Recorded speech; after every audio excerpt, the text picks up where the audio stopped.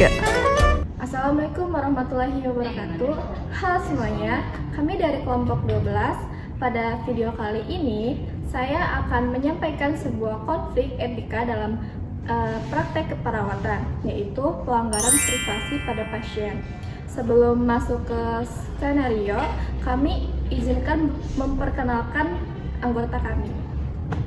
Sebelum masuk ke videonya, aku mau menjelaskan dulu nih. Jadi kelompok kami itu akan menampilkan sebuah konflik etika dalam praktek keperawatan, yaitu pelanggaran privasi pada pasien.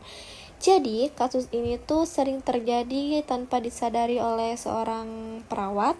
Padahal menjaga kerahasiaan informasi pasien itu merupakan kewajiban bagi seorang perawat, teman-teman.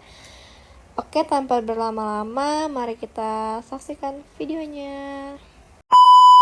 Halo semuanya, perkenalkan nama saya Aulia Putri Ayubi. Saya berperan sebagai perawat senior yang bertugas membimbing dan menjaga profesional pelayanan. Halo semuanya, perkenalkan nama aku Zahra Nursa Fitri. Aku sebagai perawat baru. Halo semuanya, saya Bayati Nisa Salam yang berperan sebagai pasien yang sedang dirawat di rumah sakit. Pasien ini kondisinya lagi turun, hasil labnya juga belum bagus, kemungkinan butuh pemantauan lebih ketat. Oh gitu ya, kemungkinan dia bisa sembuh gak ya? Sepertinya sih tidak, karena belum dicek lagi hasil labnya. Maaf, saya barusan mendengarkan pembicaraan kalian. Saya jadi merasa kurang nyaman dan jadi kepikiran. Terima kasih sudah menyampaikannya. Ibu, mari kita pergi ke tempat yang lebih aman supaya pembicaraannya tidak didengar oleh orang lain. Ibu, sebelumnya kami minta maaf ya atas kejadian ini. Seharusnya kondisi ibu tidak dibicarakan di tempat terbuka, di tempat umum. Saya mengerti, mungkin tidak disengaja, tapi saya sebagai pasien, saya ingin dihargai dan tidak didengar oleh orang lain. Itu benar, mungkin setiap pasien punya hak dan privasinya masing-masing. Iya, saya akui itu kok kesalahan saya.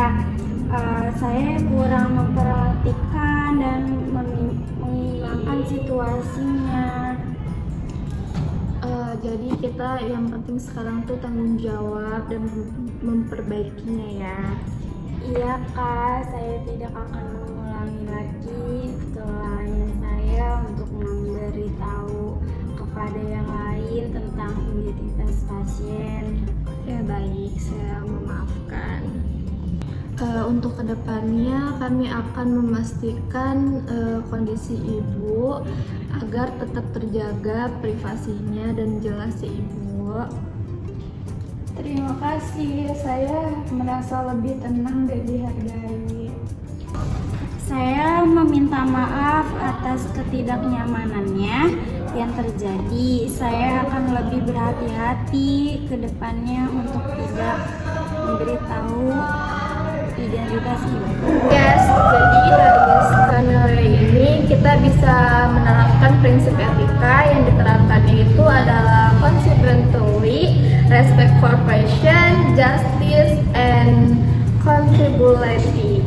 Dan pembelajaran yang dapat diambil adalah bahwa belajar profesi pasien bukan hanya kewajiban profesional, tetapi juga bentuk penghormatan terhadap martabat pasien. Oke guys, jadi itu video dari kelompok kami. Jadi skenario ini tuh menunjukkan bahwa pelanggaran privasi pasien bisa terjadi tanpa disengaja, terutama saat perawat kurang memperhatikan tempat dan situasi saat berkomunikasi. Padahal, menjaga kerahasiaan informasi pasien adalah kewajiban profesional yang harus dijunjung tinggi oleh setiap perawat. Privasi pasien berkaitan langsung dengan rasa aman, kenyamanan, dan martabat pasien. Ketika informasi kesehatan dibicarakan di ruangan umum, pasien dapat merasakan cemas, tidak dihargai, dan kehilangan kepercayaan terhadap tenaga kesehatan. Oleh karena itu, perawat perlu selalu bersikap hati-hati, bertanggung jawab, dan berempati dalam setiap tindakan dan komunikasi. Dengan menerapkan sikap etika seperti confidentiality, respect of person, justice, and accountability.